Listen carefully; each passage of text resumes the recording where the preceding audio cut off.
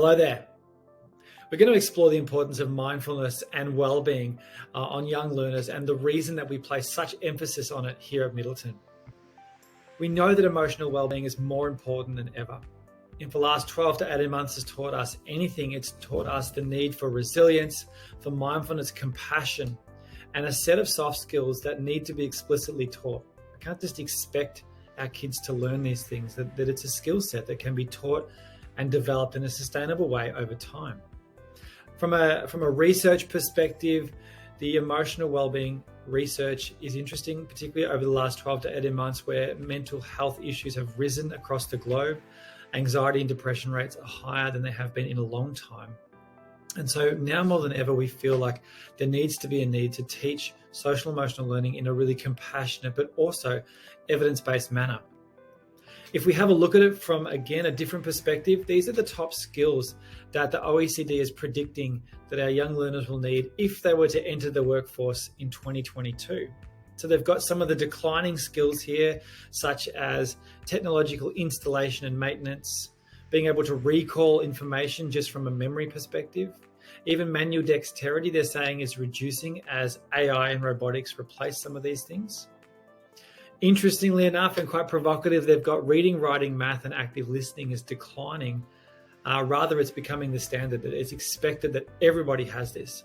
So what are the skills that they're expecting to grow and that we need to be able to have taught and educated our youth in? One is analytical thinking and innovation. We've got emotional intelligence. We've got complex problem solving, analysis, design, and intuition, problem solving. All of these incredibly important skills that are needed for the workforce now and in the future can be supported and strengthened through mindfulness as a practice. It helps develop neural pathways. It helps bring our attention and our awareness and our ability to accept things as they are before we jump into a response. So I encourage you to reflect on that just briefly. Do you agree? After this, will you sit down and have a coffee with someone and disagree over that you think, no, there needs to be a higher emphasis on this or on that? And I guess that's one of the reasons that we wanted to share that with you, is that there is a lot of tension around what is best for our learners right now. But one thing that it just keeps coming up is the important role that social emotional learning, and in particular mindfulness, plays in the lives of our youth.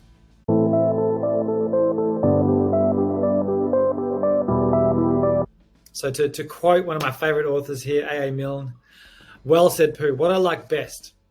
And then he had to stop and think.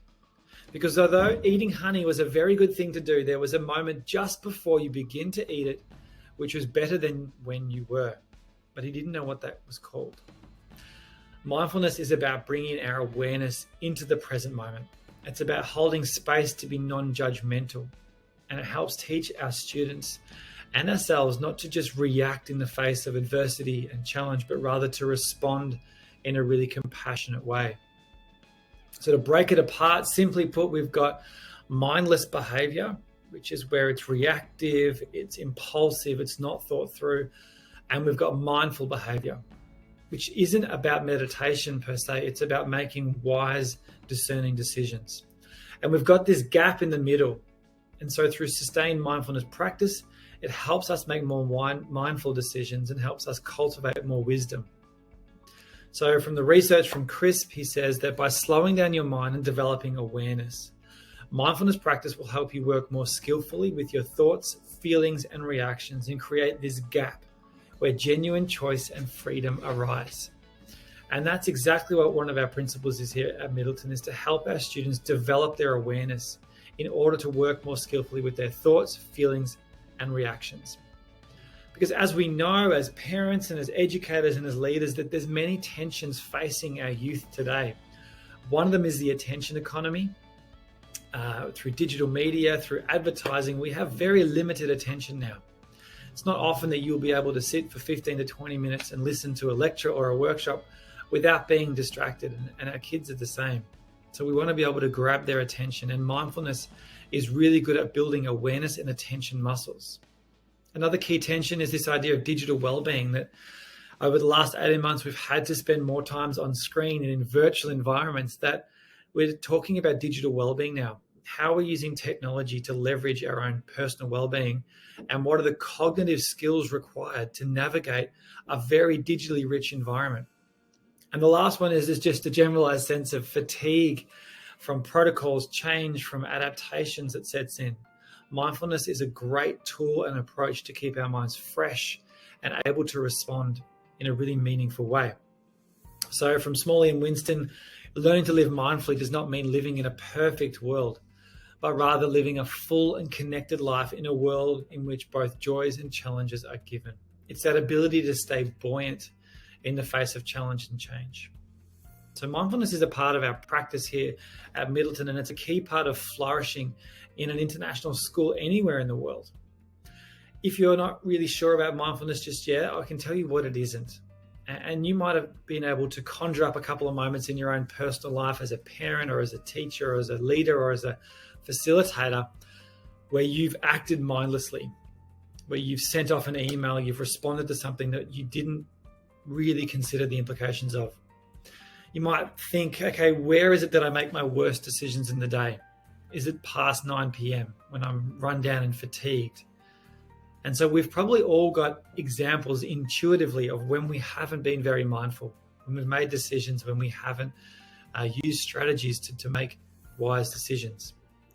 So mindfulness for us is not pontificating. It's not spiritually aligned. This is a secular practice. It is not hours of silent meditation alone on a mountaintop.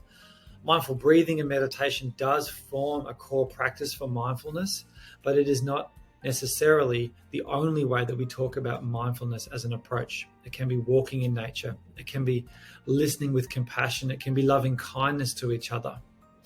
It's not a coloring book. It's not a punishment or negative consequence, and it's not just about breathing.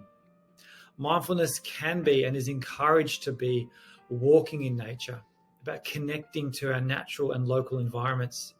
It can be listening to music, being aware of sounds. It can be mindful eating at home, sharing a meal as a family. It can be conversing with a friend. It can be exercising and breathing.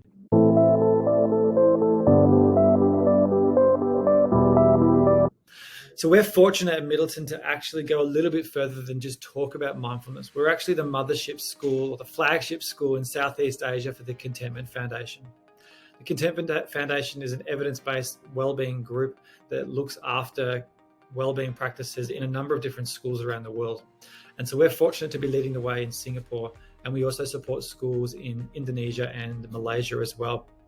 And the Contentment Foundation has 4 pillars of wellbeing that students work throughout the year, including mindfulness, self-curiosity, contentment and balance, and community. In addition to that, we've also got a strong research base in Middleton about mindfulness. So we partnered with the Centre for Mindfulness in Singapore in 2019 to do a research study on our grade 5s to find out, does mindfulness work? And the results were very positive in the sense that with the control and experiment group, through 6 weeks alone of mindfulness practices, our students were able to decenter themselves better. They were able to enhance their positive emotions and reduce the amount of negative emotions that they felt in a day. So mindfulness at Middleton from a really practical perspective looks like Contentment Foundation, where we've got explicit material that's taught. We've got the 4 pillars of wellbeing. And this is a really structured approach that will give your child the opportunity to learn sustainable wellbeing practices, including mindfulness. But we also do morning mindfulness, where each day for our primary students in particular, and during the day for our middle years, we do mindful mornings, where we do a social emotional check-in, some meditation, we do some reflective writing, and we check in with our students. So we're going to jump into some application and give it a go now. We're going to try a technique in a short meditation before we continue the session.